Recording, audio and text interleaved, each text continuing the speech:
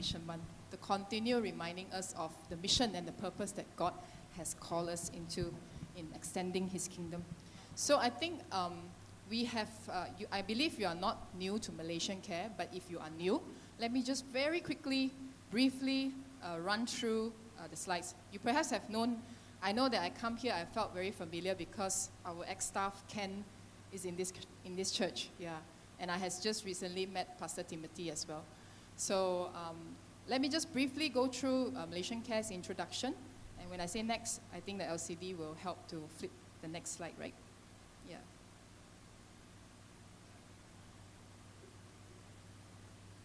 Okay, this is our colleagues, and yeah, next one. Okay, very small, but I'll just quickly say that Malaysian CARE is a registered body under ROS, and it started by young Christians back in 1979. A group of them started the work, social work organization to fulfill the needs of the poor, the Malaysia's poor. And it is a Christian organization that serve the poor and needy regardless of religion and ethnicity. And so we are also a body that is having tax exempted status. Next, please. So we are a non-Christian profit.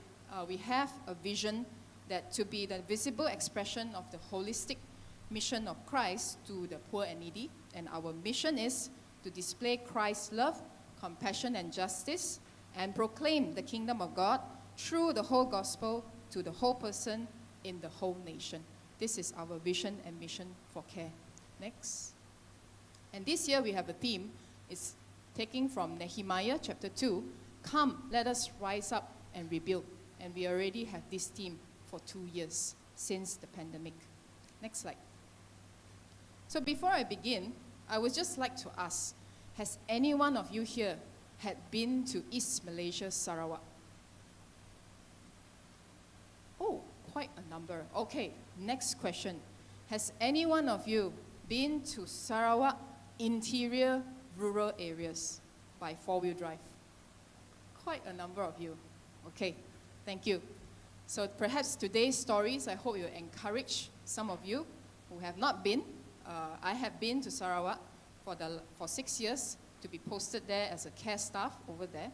So I would like to take just a moment of reflection about this passage, John chapter 4, verse 1 to 38, that the title is called Jesus Had to Go.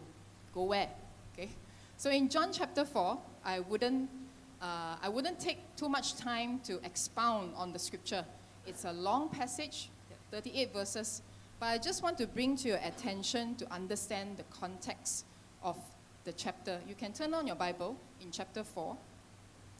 And we want to reflect the context of this chapter is that Jesus left Judea and went to Galilee, okay? And in order to go to Galilee, you must pass through Samaria. Now, for those of us, this scripture is not very new. Is to get to Galilee, you need to pass through Samaria. Either that, you can take another road. You go through the Jordan River, which is a longer road to enter into. Rather than entering into Samaria, you take the Jordan River, a longer route to get into Galilee. So what would the Jews do? The normal Jews, ordinary Jews, would avoid entering Samaria, so they take the Jordan River. Okay, no shortcut. It's not a shortcut. The shortcut is to enter Samaria. So they would avoid it to enter Samaria because we all know that the Jews see the Samaritan as unclean people because they are not pure Jews. Now, between the Jews and the Samaritans, they have always been the debate between them is where is the chosen place to worship God, right? And the Samaritans have this element of pagan religion as well as they have elements of biblical faith. So the Jews, so-called the pure Jews, would see the Samaritans worship God in a very corrupted manner, right? And to the Samaritans, right? To the Jews, the Samaritans are really the worst people that they can meet. And of course, I believe the Samaritans would see the Jews as the same, right? Vice versa. So in this chapter, I would like to point to you about this verse that it says, now he had to go through Samaria. I find it very interesting, and it reflects to me like why this sentence is so interesting. Like now he had to go through Samaria.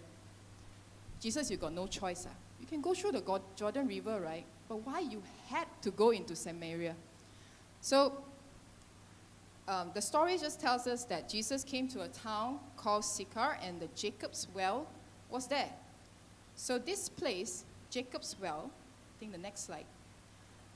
Jacob's well is a significant historic event between the Jews and the Samaritans. It's a common ground for the Jews and the Samaritans. So I would believe that in that time, Jesus was on foot. They don't, if you go on horses, on donkey, it will lessen your burden. Now we have car, we have airplane, and all sorts. But in that time, Jesus is on foot. So he felt tired in his journey. He sat down by the well, and it was about noon, the time, all right? Now, Jesus has already broke that usual tradition of the Jews by setting foot at Samaria. This is the first thing that he has already break the traditions of the Jews. And the Samaritans, on the other hand, usually they will refuse an overnight shelter to Jews who pass by, right? And despite these boundaries between the Jews and the Samaritans, Jesus did an extraordinary by breaking this norm. So what I'm bringing to you is that, have you ever wondered why Jesus had to go there? Why would he have to go to such a place that was so much despised by the Jews? Or in other words, by culture and traditions, he shouldn't be even there. So there is a reason for that. So a Samaritan woman came to draw water. That is the context. It's not common for people to draw water during noontime, if you have known this story. And this woman is very much unusual. And Jesus asked her, "Will you give me a drink?" We must understand that in the Jewish culture, a rabbi, even a rabbi, hardly talked to even women of his own family household. So what is Jesus doing? He talked to this woman. Second time, he broke the traditional norm. Talking with a woman, a Samaritan woman, not just a woman, but a Samaritan woman, and not just that, a woman with a complicated background. She has many husbands, yeah, in the scriptures it says. And Jesus is there for a mission to serve a purpose, is to meet this Samaritan woman. Now at this point, I begin to relate how this passage makes sense to me in terms of fulfilling God's call and purpose in my life. Now Sarawak symbolically is like the Samaritan woman to me. Let me explain how. It's not because I hated Sarawak, okay? And there are no ethnic tensions between myself and the indigenous people, although I know that many people have prejudices and stigma against the indigenous people. Very similar, isn't it? The stigma and prejudices on the Jews have on the Samaritans. But it's not myself. But most commonly, they are seen as people who are, if I can describe, there are these few terms that I always hear from people when they talk about indigenous people, is that they are people who are laid back lah.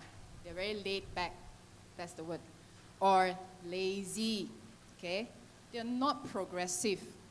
They cannot be leaders one. They cannot be leaders. They are shy, timid, they're not confident, with very low self-esteem. So these are the common terms that people used to tell me about indigenous people. They're very slow, that's the word. If anyone that has been to East Malaysia, the pace is so much slower, even slower than Seremban, okay? Yeah, so I find the similarities of this brokenness of the Samaritan woman represents the conditions of the indigenous people of the Sarawak, okay? So the brokenness of the Samaritan woman represents the conditions that the indigenous people of Sarawak, in what sense? Socio-economic sense, the spiritual condition, and also how the society look at them. They are pretty much like what we call second class, the outcasts. They are deep there. Nobody really cares about them. And thank you for the next slide. So before I joined Malaysian CARE as a staff, I was led to participate in short-term church missions to the interior regions of Sarawak in 2012.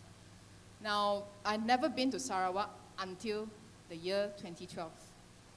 There, I really deeply experienced the gap between poverty and wealth.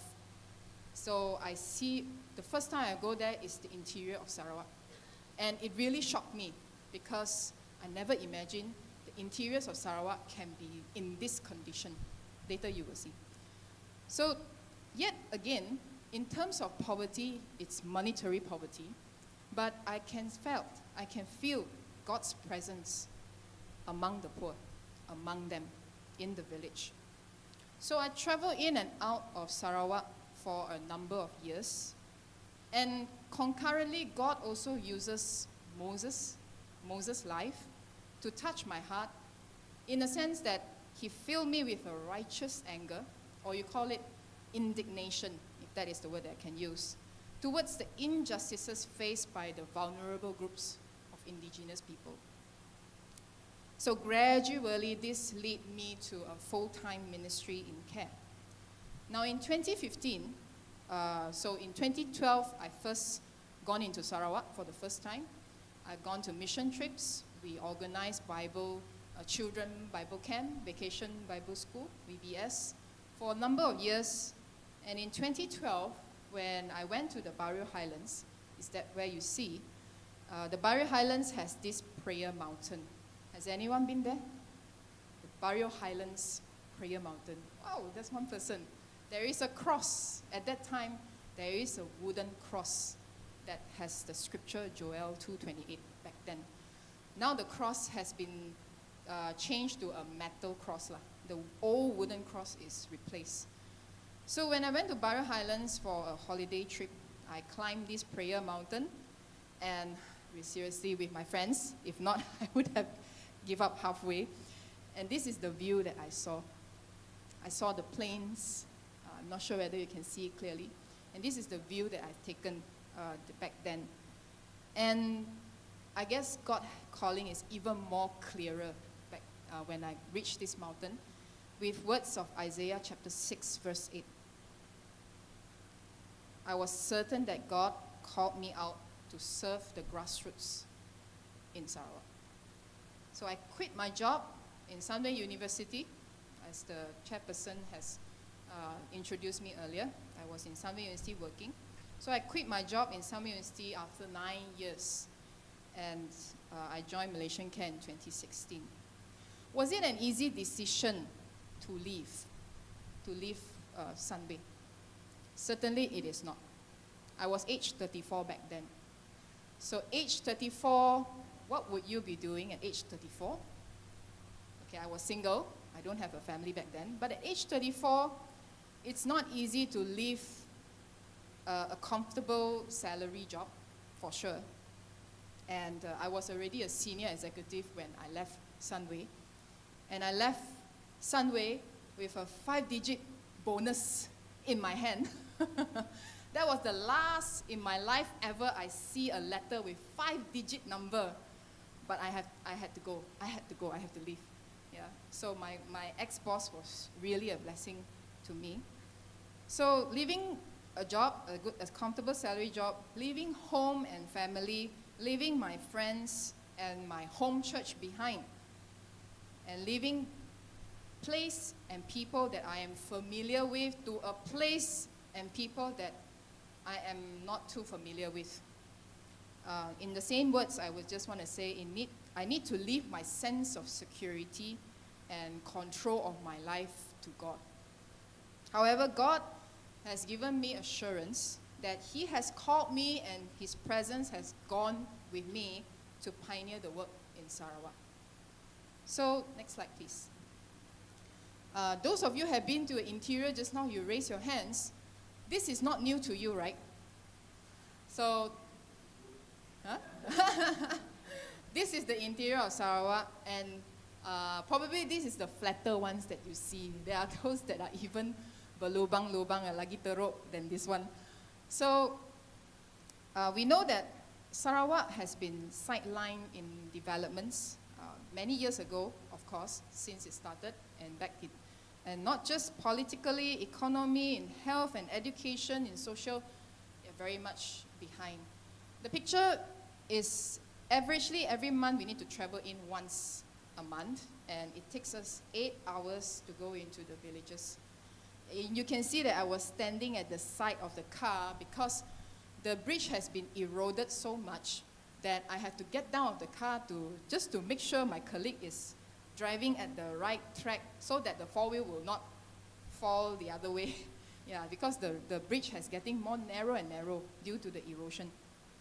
So I remember once my colleague said that, kalau ini jatuh, terus jumpa Tuhan, he said.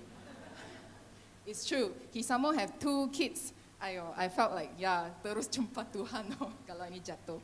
So there is this, in us, we have this sense of also fear when we go in. And we know that Sarawak State, most of the time these are called rainforests. It has depleted. Even until now, it's depleting. In the 70s until now. And the Sarawak State is also a state that is rich in oil and gas and timber. But however, all these industries often benefit the rich and the elite more than benefiting the poor. So that is what God has called me to see. He let me see first. And we all also perhaps have known that Sarawak has always been known as the last state standing. Not even Sabah, but Sarawak, last state standing with majority Christians. But many still hold on to old traditional rituals and beliefs. The name is Christian, but many of times if you really, really understand the families and their families, you will know that they still hold on to some pagan beliefs. Yeah. And they are struggling with alcoholism, gambling, substance and drug abuse. And most of it affected the younger generation of productive age. And maintaining purity and holiness in marriages is also a struggle for many families. And that's why there are a lot of broken families, a lot of social problems.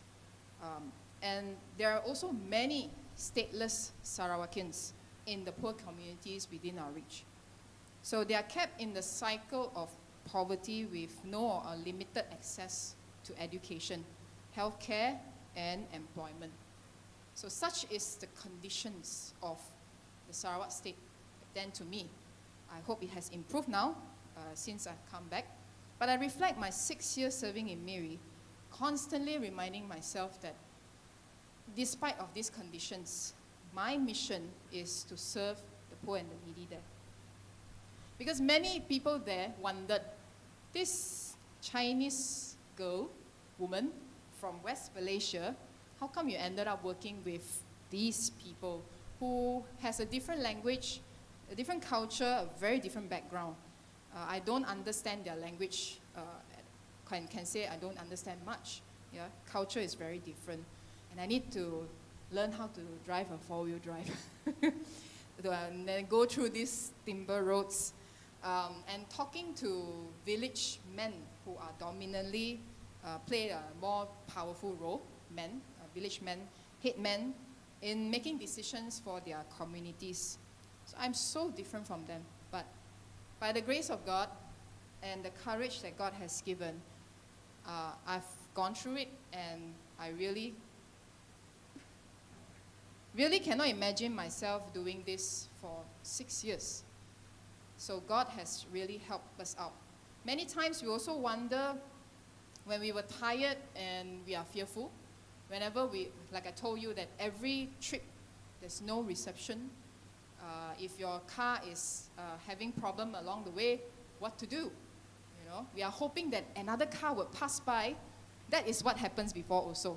When our car is stuck in the mud, or we had to get to see another car coming to pull us out. So we are praying each time when we are going in. I tell my colleagues, each time of going in is a mission trip itself. Every time is a mission trip itself. by just going through that journey with fear, but we have God with us. Sometimes I question why we had to go so far. Now, we cannot go into a village just like that. We cannot just walk into it just like that. Who are you? They don't know you. Some more you are a stranger. So we actually happen to be led by pastors to go into a village. Therefore, only we can go there. So, why we had to go so far at times when we are tired? But Jesus said, the poor will always be among us. Okay? Near or far, they will always be among us. So we have this hope of working with them to help them uplift their lives.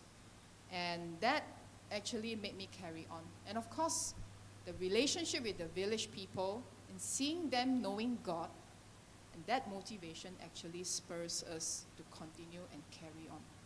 Despite we have very limited, but when we see that they know God, they know who God is, spiritually satisfied, that is what we carry on. So I really thank the indigenous people in Sarawak for awakening my life and really bless my life and being a turning point where God can do the work in me. Yeah. And God also began to teach me from these issues of social justice faced by the indigenous communities. It helped me understand how can we practice God's justice and love in our faith to be more evident, to be more tangible, and to be more visible. So second, next slide please. Why Jesus had to go? Apart from fulfilling a purpose to meet this Samaritan woman, because Jesus himself is a representation of God to the poor and needy. Jesus asked, will you give me a drink? So we find this woman trying to draw the lines with him, because their dialogue is very long, and they talk a lot of things. But Jesus is patiently speaking to her and took the opportunity to also speak the truth. And when Jesus revealed he is the living water, so this woman who at the beginning has been skeptical, turned excited because she finally understood who she is speaking to. Okay? So her perception has already changed when Jesus revealed his identity. So here I could relate is that it's very challenging when people who are poor and needy, that they can be skeptical too. You will want to help, you will want to reach out genuinely, but they can be skeptical too. Vice versa, we as community workers, we can be skeptical of them too. So it's both ways. Some of them may not welcome you at the start. Yeah, they're trying to test you, they observe you, they're suspicious of you. Yeah, but some would be happy to receive you because some also will be happy to receive you if you're genuine. But then again, some may be because you bring them something, you give them benefits, especially when we are NGO. Well, indigenous people have been sort of like receiving a lot of government help, so they see the NGO in that way as well. You come with a lot of help, you come with a lot of money, you come with a lot of resources. However, CARE's work is long-term empowerment. So we actually felt very limited at times when we see the conditions that they are going through. And we also really had to face and manage their expectations in the communities that we work with. So not just the rural people, but also the urban as well. And we thought that we do not do good by just feeling good. Yeah, this is something that when we do good unto others, it's not just to feel good. Yeah, we are there because we are the representation of God's people to the poor and needy. So we are only an image of Christ. It's not because, we are there is to be the visible expression of the holistic mission of Christ to the poor and needy, which is in line with our Malaysian CARE vision. So we are actually an image. We are a you can say that we are ambassador, we are a representation. So the conclusion is that it's still not what we are able to give, It's not about how much we can give, you know, but it's how by helping, these people can see Christ in us. So it is not by the money that we have or the things that we give that they see you only, see me only, but they see God. When they only see the greatness in our material resources, only that, then I guess we have failed the work. And they need to see the greatness and goodness of God, not just things or people. So it is also how they experience God in the midst of our helping. Yeah. Can they see God rather than seeing us? Is God amplified more than us? So next picture. There are a lot of stories, but I guess this is the very starting point of the ministry of the work in Sarawak. We had to go so far because we had a purpose, we had a mission to fulfill. These are some pictures of indigenous communities we work with in the interior of Belaga, Sarawak. Has anyone gone until Belaga, this place? Okay, so Belaga, now the village that we go to, they are Christians. And they are living with meager income as farmers. All these are farmers. As you can see, and they are also living around the pagan belief penance together. These are Kenyas that I met. They are Kenya ethnicity, but they are also living together with the penance who are more animistic and believe in the pagan religion. So, and they are the ones they have church in the village as well. And these are farmers, and we work with them in income generation, in agriculture, related projects, financial literacy with these families.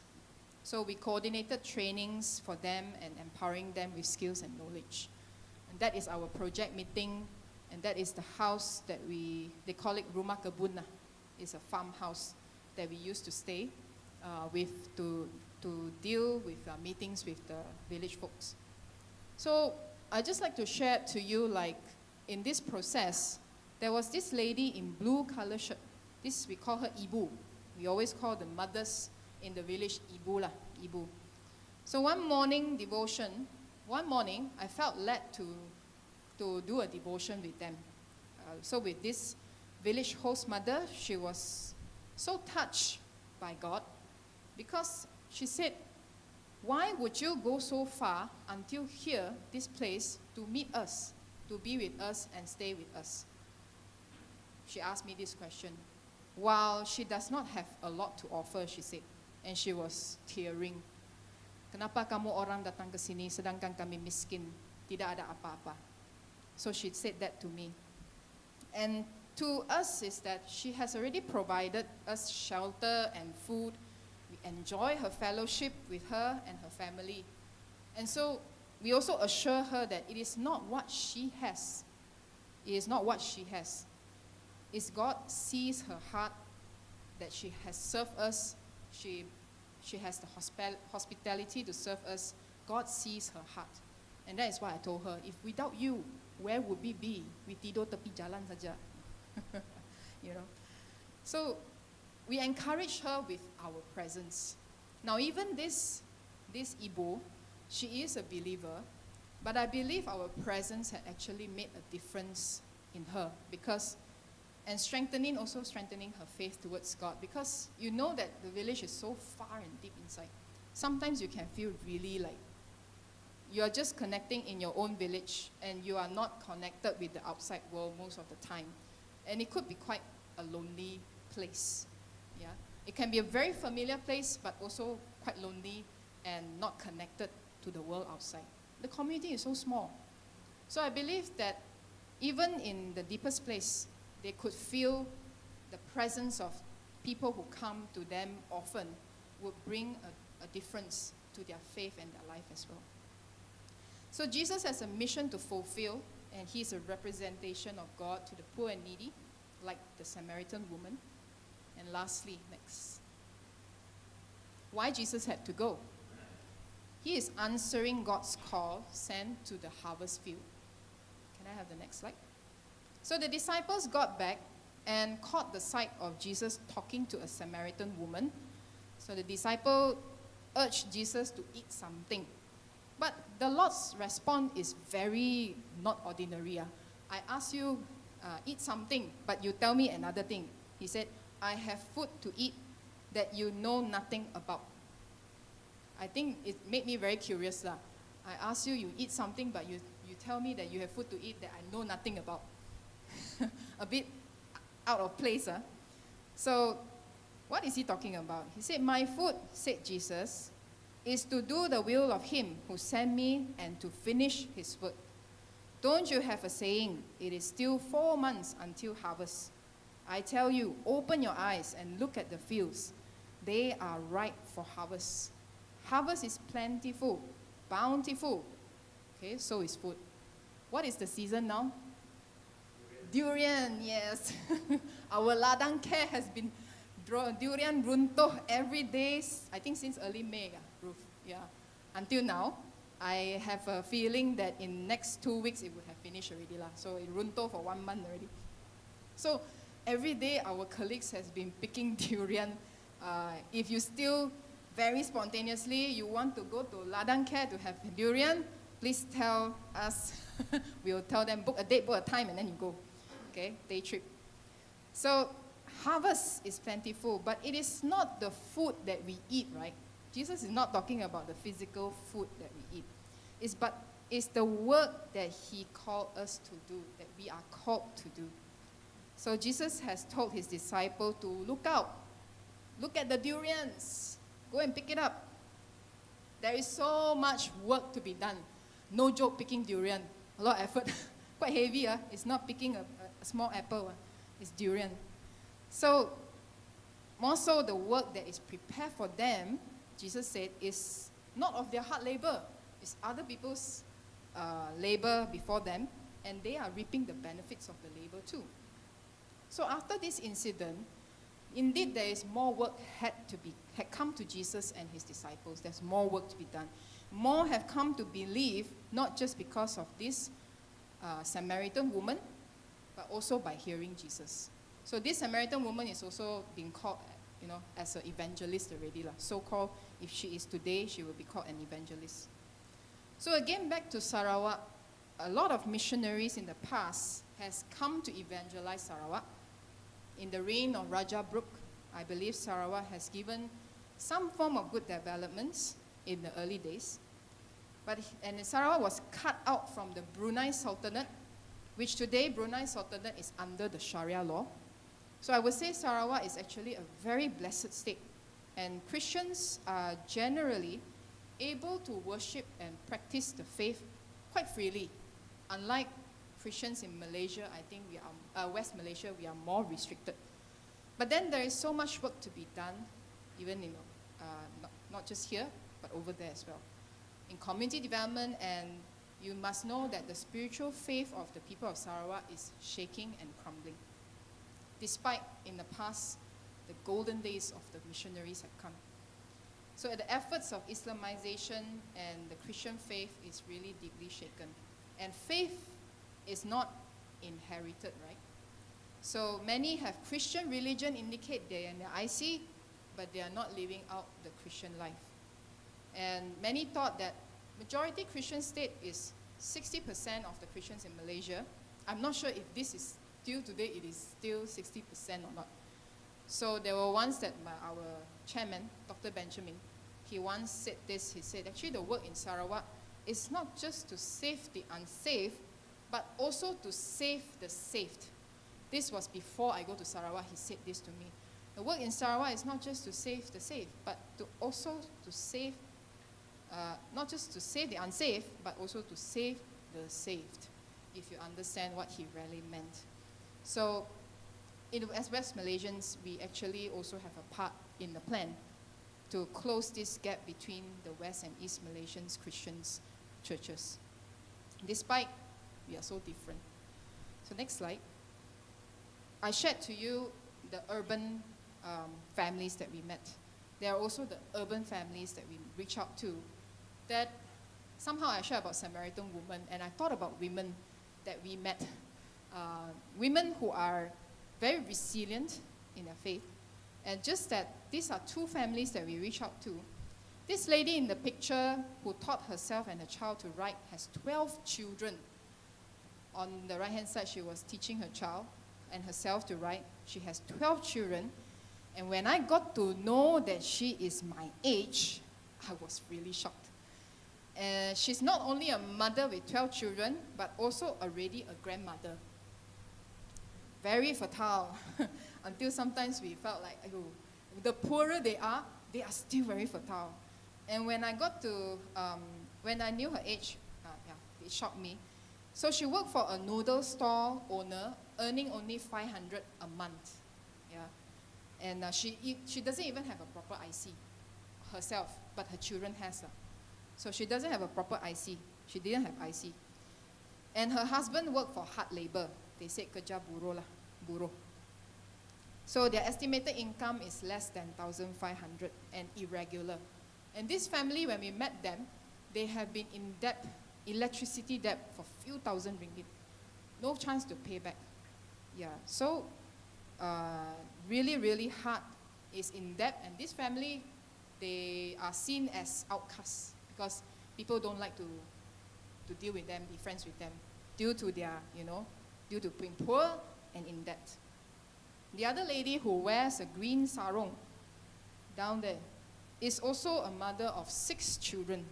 Yeah, we have been hoping that she won't give birth anymore, but still won't stop. So family planning is something very lacking over there. But despite of that, they will not desert children, and they won't even think about to give away children for adoption. They will keep their children. So she survived from JKM allowances, 500 a month, to fund her children to school. And this family is significant to us because they have been living without electricity and proper water supply. By their water supply is relying on the pili bomba, the fire hydrant water. When I see the fire hydrant water dripping, that is what they survive on for 14 years. Other people already have water supply, her neighbors and all that, but she still doesn't have. We begin to ask, why? Why? And some more, she is in the church community. That even a lot of question in my mind, okay? She's in the church, she attends church faithfully attends church. She also attends our financial literacy program, even though she don't really know how to read or write, but she is my first 100% attendance mother in the financial literacy class. Faithfully attend class. The others come, don't come, like that. So I can see that these families are fairly similar in their socio-economic status, in that and being an outcast in their own community, and their children in many ways are risks of becoming school dropouts, influenced by peers who can lead the children astray. So we have tried many times to do every effort to keep the children in school with financial support, with mentoring, giving care in their journey, just to ensure that their children and youth have a chance to grow, to develop, and not go astray. So despite our limitations in helping them, we still could see that the openness that they have of these mothers to learn, to know, to strive, to be serious in taking care of the family needs the best that they can. And most importantly, we want to keep reminding them that God is their hope and strength to go through so many problems that they have to face in their lives, just like this Samaritan woman who have found Jesus to be her source of transformation. So we never want to fail to remind them that God is your only help and refuge. Yeah. So next slide. Coming to the end of my sharing and reflection of the Samaritan woman at the well, I can summarize it as that Jesus had to go because he has a mission to fulfill. There is a purpose that he is called to fulfill. Why? Because he is the representation of God to the poor and needy. Because the poor and needy, the most that they need is the hope. Salvation, hope, strength, feeling loved, feeling cared for, being given attention to. And the third is, he answers the Father's call, despite he has other options, but he breaks so many traditional norms just to go through and meet this woman. And this is the harvest field that Jesus has passed by into the land of Samaria. So with this, I would like to ask that, where would God call you to go? Would you have gone to places or people who inconvenience you? I'm not saying you need to go Sarawak, because indeed there's a lot to think about if you were to uproot yourself and go to another place. But even at the place where you are now, perhaps who are those people are considered as the Samaritan woman to you, to the church? Who are those Samaritan women that you can find? It might break your comfort zone. It break your heart at times. Will you go? And are you a representation of God towards the poor and needy? I can see the video just now. You know, the church is reaching out. There's some Orang Asli children in the school. And yeah, how do you think you can be more Christ-like towards the marginalized people and groups? It may not be the Orang Asli.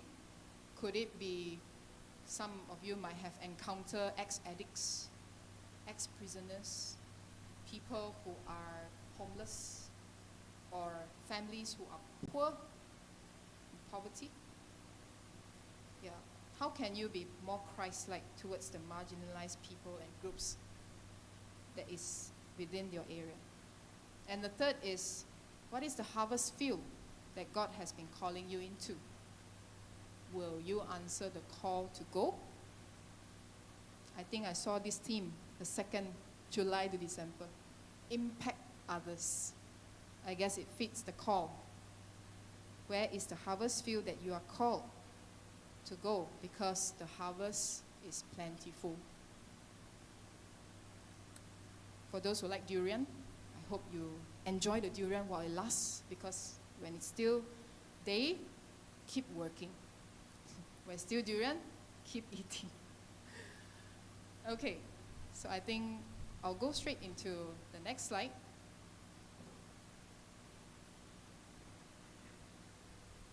Since I'll give you ministry updates, thank you for Oasis Seremban for supporting Malaysian CARE's work.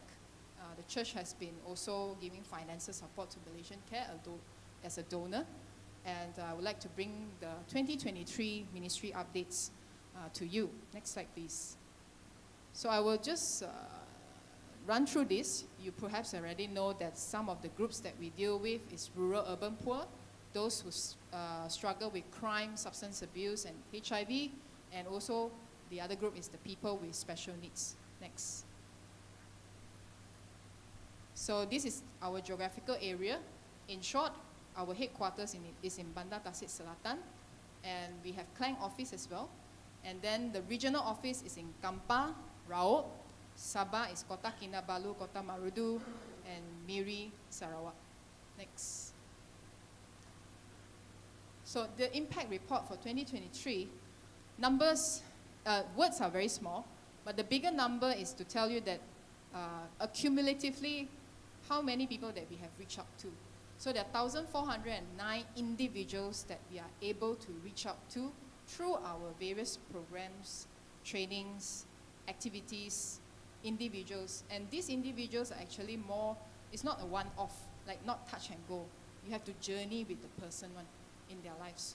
While the bigger number there, 5,905, is because a large number of it is that because a lot of us volunteers and also staff, we went into prison, and that's a cumulative reach out. That means at one go, you will meet a big group of people, 80, 100, in the prisons. So that's how the number has shot up. And the 9,044 is a cumulative number as well. We have 226 volunteers, and 71 is 71 staff, but at the moment, the latest one is that we have 72 staff in our organization. Next, please. So prison drugs and AIDS, HIV work is a long historical work with CARE. So we recently have been working with the Evangelical Lutheran Church of Malaysia, ELCM, because the ELCM pastors, they begin to see that they can serve the people living with HIV and AIDS. And they are actually considering, even until this year, the pastors have went to visit homes for people with HIV, and they have considered to use the church capacity to how they can actually serve people living with HIV even more. And the other one is the lower one, replication of halfway home. You would have known that Malaysian CARE has 2 halfway homes, Rumah Kepercayaan for the women, Rumah Petros for the men. So replication means that the Church of Divine Mercy, another partner, who is willing to start up the service of women halfway home, because women halfway home is very lacking in Malaysia. Apart from Malaysian CARE's Rumah Kepercayaan, we can count that there's actually no second women halfway home for ex-prisoners. So the Church of Divine Mercy, they are willing to be trained. There are church members who are willing to be trained, and the process is still ongoing even until this year. So that we are so glad to have a church to start up a service that is most needed among the poor. Next one. In the rural and urban poor work is very much economic development, like income generation projects and financial literacy. So last year, we actually have a group of Orang Asli participants graduated from KKI, which is called Khusus Kewangan Inklusif. It's a rural financial literacy for people to manage their money. Even rural people need to know how to manage money, because they do have income from their agricultural products and all that. But then if you don't manage money well, what will happen? Money will be gone also. So they have a graduation for the participants. It is indeed not easier for Orang Asli participants to attend financial literacy courses. So seeing them finishing it and seeing them telling us that they have been benefiting from it, how to use money, they have more vision, more how to manage their money, is something really comforting us. And in Sarawak, the MOU TOR, we work with BEM churches. Even until today, from the beginning until now, we still work with the BEM Church of Sarawak. And it's going towards more to training Tadika, the church-based Tadika teachers, to be equipped to receive children with special needs into the kindergarten. Because a lot of kindergartens find it very difficult to accept children with special needs. Yeah? And of course, we also work with the Sarawak Methodist Rural Mission Committee for rural projects. Next.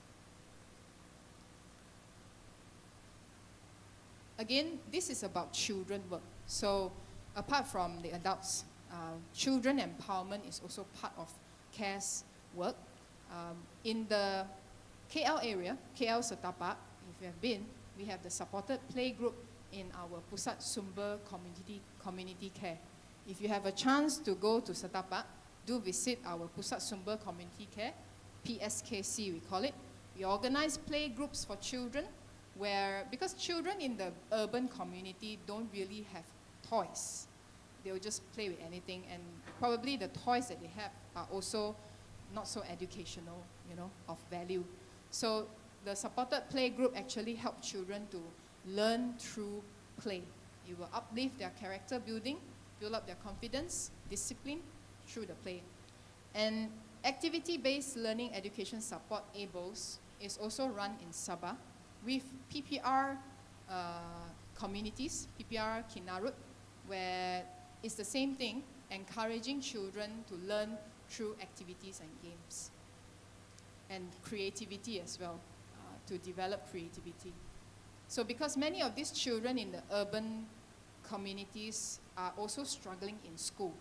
So how can learning be learned if they can learn better if they have fun in the learning? Next. So of course, the last one would be people with special needs.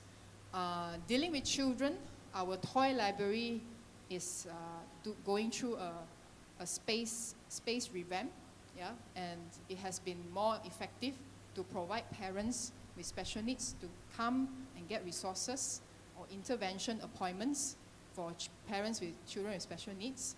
So it's in our headquarters. If you do come visit our toy library, it's a place for parents to get resources on how to take care of children with special needs. I think Susan is volunteering there. Yeah, you might be able to get information from her as well. And of course, not just children with special needs. There are also young adults with special needs as well. And that's the Bridge to Work programs. And last year, CARE has been putting a lot of effort to empower centers who are training young adults with special needs with living skills, so that it will develop their employability, yeah, so that they can work outside as well. So we have been working with Bloomers, if you heard of the Bloomers Training Center, as well as DUMC Church under CES. They have an arm for training people with special needs, but we train not the young adults, but training the trainers to have a more structured training for the staff. Okay, next. Okay, a lot of words. All I want to tell you is in the next slide. You can turn on the next slide. Our 2024, we have a fundraising event coming up. So the next slide, you will see Puah Chukang. He is our guest to the fundraise and Thanksgiving dinner next month on 23rd August. Our annual budget this year is 6.06 million. And, well, thank you for highlighting. At the moment, we are still raising 400K by 31st July. So we are now also opening up 1,000 ringgit per seat. That means by seat lah. Initially, earlier it was by table, like 20,000 per table, 30,000 per table. I think it's quite hard. So we open up for 1,000 per seat to attend the dinner to raise another 400,000. We actually, in total, we want to raise 1 million. So we really pray to God to provide. Yeah, next. These are trainings available that you can inquire from the booth later. If you are involving with people with special needs or prison, drugs and AIDS area, or urban poor, or people with special needs, or even financial literacy training programs, these are some of the trainings that we are available to empower churches to extend it to the community. Next. Devotional series, just a special highlight. Not sure if you know that our website, there is some devotional based on social concern topics that can be used in your cell group, your youth groups. There are also videos to help us to understand how do we care for the poor in line with God's word. You can download these devotionals from our website. Next. So many things. Just go to our website. We have Instagram, we have Facebook. Yeah, next. So some of you may want to volunteer. Yeah, you can inquire from us later, or you want to receive our newsletter, which you can grab a copy outside our booth. Free to get a copy of our newsletter later if you want to, or even donate to us. Susan has been a volunteer, and really thank her for being part of us. Yeah. Next. Okay, many resources I wouldn't have to explain. These are some of the resources and brochures, information that we have with us that I can provide you with more information later. So I guess, brothers and sisters, out of this sharing, I hope it encourages you and it does bless you and help you to at least think about or stir your hearts into missions this month. I believe that God has called each one of us at our own place, maybe another place, I do not know. God has called each one of us for a purpose in the missions, in extending God's kingdom with the news of the gospel. So for here, thank you for listening. And let me encourage you with Galatians chapter 6, verse 9 to 10. It says that, let us not become tired of doing good. For if we do not give up, the time will come when we will reap the harvest. So then, as often as we have the chance, we should do good to everyone, and especially to those who belong to a family in the faith. Do I pass the time to worship team for the closing song?